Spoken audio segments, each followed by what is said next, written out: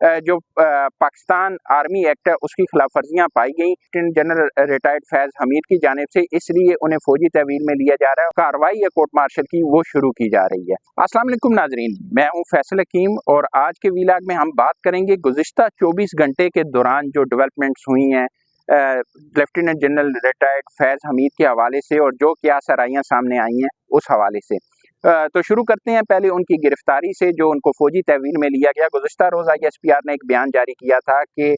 जो court of inquiry बनाया गया था लेफ्टिनेंट जनरल रिटायर्ड फैज़ हमीद के ख़िलाफ़, उसका ने जो अपनी सिफारिशात मुरतब की उनका मद्देनज़र रखते हुए जो टॉप सिटी वाला केस था उसमें पाकिस्तान आर्मी एक्ट की खिलाफ वर्जियाँ पाई गई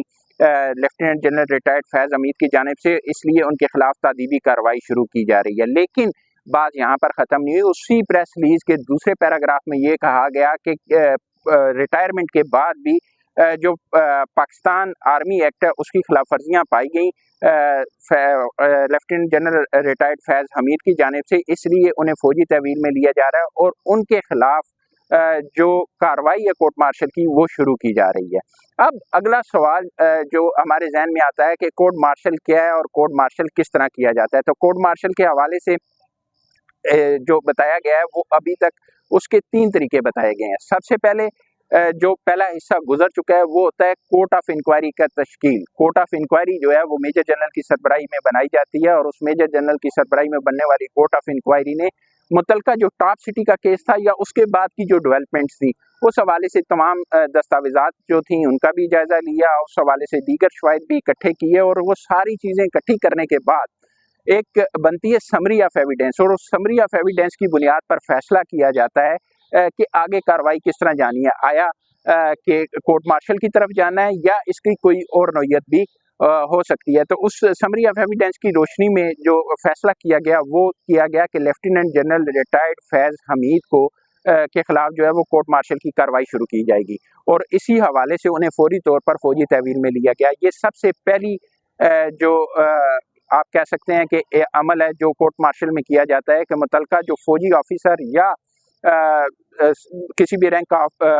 बंदा होता है उसको फौरी तौर पर फौजी तहवील में लिया जाता है और ये उस वक्त तक फौजी तहवील में रहता है जब तक कोर्ट मार्शल की कार्रवाई मुकम्मल नहीं हो जाती। अब क्या होगा, अब कोर्ट मार्शल की कार्रवाई बाकायदा तौर पर शुरू हो गई है और उस हवाले से जो इल्ज़ामात हुए हैं या जो सबूत सामने आए हैं लेफ्टिनेंट जनरल रिटायर्ड फैज़ हमीद के खिलाफ, वो उनके सामने रखे जाएंगे और उन्हें अपने दिफा का फौजी अदालत में पूरे का पूरा मौका दिया जाएगा कि अगर उनके पास इन सबूतों को रद्द करने के हवाले से या इन इल्ज़ामात को रद्द करने के हवाले से कोई भी चीज़ें सामने हैं तो वो अपने दिफा में पेश कर सकते हैं, अपना मुवक्कफ बयान कर सकते हैं उस अदालत में कि उनके खिलाफ जो कार्रवाई की गई है वो किस हद तक गलत है। उन्हें पूरा दफा का मौका दिया जाएगा। लेकिन कतई नज़र इसके दूसरी अदालतों के यहाँ पे जो अदालत होगी फौजी अदालत, उसमें एक टाइम फ्रेम होगा, उस टाइम फ्रेम में ये कार्रवाई मुकम्मल करनी होगी और सज़ा किस नौयत की होगी वो भी मुख्तलिफ नौयत की हो सकती है। इसमें रिलीफ भी दिया जाता है और इसमें 1 साल से लेकर उम्र कैद तक सज़ा हो सकती है या इससे भी सख्त सज़ा जो है वो दी जा सकती है। लेकिन इसका फैसला तमाम कार्रवाई मुकम्मल होने के बाद किया जाता है और अगर कोर्ट मार्शल की तमाम कार्रवाई मुकम्मल होती है और अदालत की तरफ से उन्हें सज़ा सुनाई जाती है, चाहे वो किसी किस्म की सज़ा हो, तो उसके बाद जो मुल्ज़िम होता है, जो भी फौजी ऑफिसर हो या किसी भी रैंक का बंदा हो फौज का, वो उसको सिविल हुकूमत के हवाले किया जाता है कि वो वहाँ पर सिविल हुकूमत के ज़ेर इंतज़ाम जो भी जेलें हैं या इस तरह के वहाँ पर अपनी सज़ा मुकम्मल कर सके। लेकिन सज़ा सुनाने के साथ ही उसके पास एक मौका और होता है कि वो अपने हक के लिए, अपने दफा के लिए जो है वो एक रिव्यू पिटीशन दायर कर सके सुप्रीम कोर्ट ऑफ पाकिस्तान में। उस रिव्यू पिटीशन का सुप्रीम कोर्ट ऑफ पाकिस्तान जायज़ा लेती है। जो फौजी अदालत या किसी भी तरफ से सज़ा सुनाई गई है उस हवाले से जो तमाम शवाहिद है उनका जायज़ा लिया जाता है, उस फैसले का जायज़ा लिया जाता है और जो मुल्ज़िम की तरफ से चीज़ें सामने आती हैं उसकी तरफ से भी जायज़ा लिया जाता है और उसके बाद फैसला किया जाता है। एक तो चीज़ ये तय हो गई कि कोर्ट मार्शल में जो मुल्ज़िम होता है उसको पूरे का पूरा हक के दफा हासिल होता है और कोर्ट मार्शल के बाद भी उसके पास एक फोरम ऐसा मौजूद होता है जहाँ पर वो अपील में जा सकता है और रिलीफ हासिल करने की कोशिश कर सकता है। अब एक और चीज़ जो सामने आ रही है मुख्तलिफ तज्ज़ियाकारों की तरफ से कि शायद उन्हें फलां की वजह से जो है वो इस कोर्ट मार्शल की सज़ा सुनाई गई है, चाहे वो PTI है, चाहे वो 9 मई है, चाहे जो मुख्तलिफ